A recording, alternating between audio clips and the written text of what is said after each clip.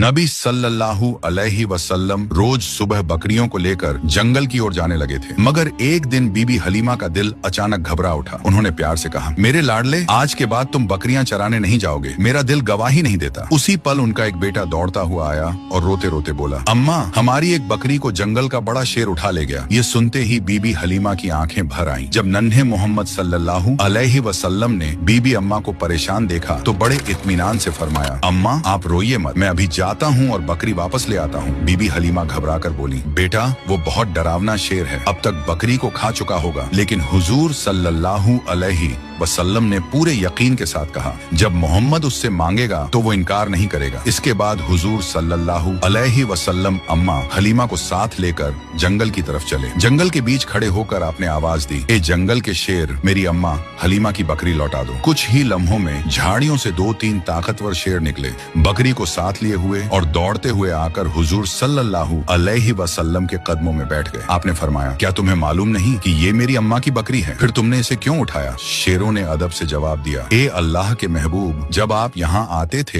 हम छुपकर आपके चेहरे की रोशनी देखते थे। ऐसा हुस्न हमने कभी न देखा। जब 3 दिन तक आपका दीदार न हुआ तो हम बेचैन हो गए। हमारे सरदार ने कहा कि अगर दीदार करना है तो बकरी को बहाना बना लो। नबी सल्लल्लाहु अलैहि वसल्लम ने शेरों को प्यार भरी निगाह से देखा, बकरी ली और अम्मा के साथ घर लौट आए। जब यह वाकया लोगों तक पहुंचा तो हर तरफ हैरत फैल गई। लोग कहने लगे, हलीमा का 3 साल का बेटा शेर से बकरी वापस ले आया। सब समझ गए कि यह कोई मामूली बच्चा नहीं है। इस तरह बचपन से ही नबी सल्लल्लाहु अलैहि वसल्लम की शान और पहचान बढ़ती चली गई। उसी दौरान एक दिन रेगिस्तान की हवा कुछ बदली बदली सी थी। बीबी हलीमा की झोपड़ी के पास बच्चे खेल रहे थे और नन्हे मोहम्मद सल्लल्लाहु अलैहि वसल्लम भी उनके साथ मासूमियत से खेल रहे थे। अचानक खेलते खेलते आपका चेहरा सफेद पड़ गया और आप जमीन पर गिर पड़े। उसी वक्त आसमान से 2 फरिश्ते उतरे। उनके हाथों में चांदी का तसला था जिसमें बर्फ और झमझम पानी भरा हुआ था। उन्होंने नरमी से हुजूर सल्लल्लाहु अलैहि वसल्लम को उठाया, लिटाया और सीना मुबारक खोला। डर के मारे बच्चे भागते हुए बीबी हलीमा के पास पहुंचे और चिल्लाकर बोले, अम्मा, मोहम्मद के साथ कुछ अजीब हुआ है।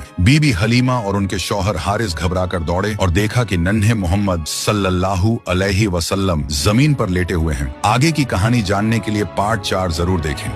इतिहास में एक रात ऐसी भी आई जब जमीन से अर्श तक का फासला सिमट गया और एक इंसान ने वो मंजर देखा जो आज तक किसी ने नहीं देखा था। ये वाकया रजब की 27वीं रात का है। मक्का की खामोश रात में जब हमारे प्यारे नबी सल्लल्लाहु अलैहि वसल्लम हतीम में आराम फरमा रहे थे, तभी जिब्रील अमीन तशरीफ लाए। वो अपने साथ जन्नत की एक खास सवारी बुराक लेकर आए थे, जिसकी रफ्तार का आलम यह था कि जहां तक नजर जाती उसका पहला कदम वहीं पड़ता था। आप उस पर सवार हुए और पलक झपकते ही मक्का से बैतुल मुकद्दस पहुंच गए। वहां एक रूहानी मंजर आपका इंतजार कर रहा था। अल्लाह के तमाम पैगंबर वहां मौजूद थे। जब नमाज का वक्त हुआ तो हजरत जिब्रील ने हमारे नबी को आगे बढ़ाया। आपने तमाम नबियों की इमामत की, जिससे यह साबित हो गया कि आप ही इमामुल अंबिया यानी नबियों के सरदार हैं। इसके बाद मिराज का वो आसमानी सफर शुरू हुआ।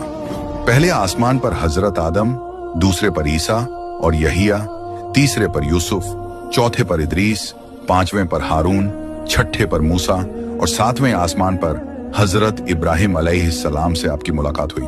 फिर आप उस मकाम पर पहुंचे जिसे सिदरतुल मुंतहा कहा जाता है। ये वो बेरी का पेड़ है जहां जाकर जिब्रील अमीन भी रुक गए और कहा, या रसूल अल्लाह, अगर मैं एक बाल बराबर भी आगे बढ़ा तो अल्लाह के नूर से मेरे पर जल जाएंगे। यहाँ से आगे का सफर हमारे नबी ने तन्हा तय किया। वहां अल्लाह ने अपनी उम्मत के लिए 50 वक्त की नमाजें तोहफे में दी। लेकिन जब आप वापस लौट रहे थे तो 6ठे आसमान पर हजरत मूसा अलैहिस्सलाम ने कहा कि आपकी उम्मत इतनी नमाजें बर्दाश्त नहीं कर पाएगी, अपने रब से कमी की दरख्वास्त कीजिए। हमारे नबी बार बार अल्लाह की बारगाह में गए और नमाजें कम होती गईं।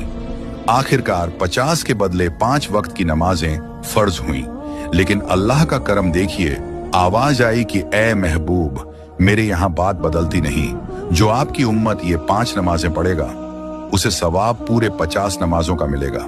तो ये था वो मुकद्दस सफर जिसने जमीन और आसमान के फासलों को मिटाकर बंदे को खुदा से मिला दिया।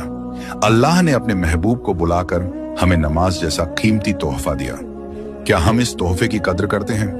अगर आपको भी मेराज के इस वाक़े से मोहब्बत है तो कमेंट में सुभान अल्लाह लिखें और ऐसी ही इस्लामिक कहानियों के लिए चैनल को अभी सब्सक्राइब करें।